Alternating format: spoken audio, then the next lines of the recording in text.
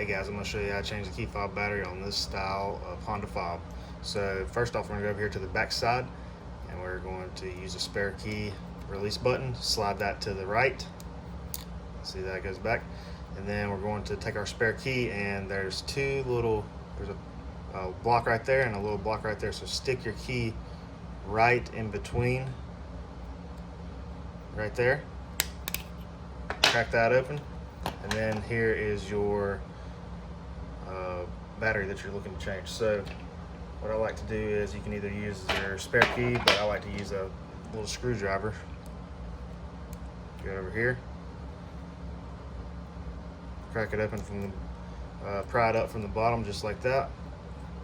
So then you'll get your new battery. So this is a CR2032. A link will be down below on how to get that battery, and just snap that back in. And we're going to, this is a snap fit back together, make sure everything's aligned properly, and then we're going to insert the spare key, and there you go, there's your battery change on the newer style Honda.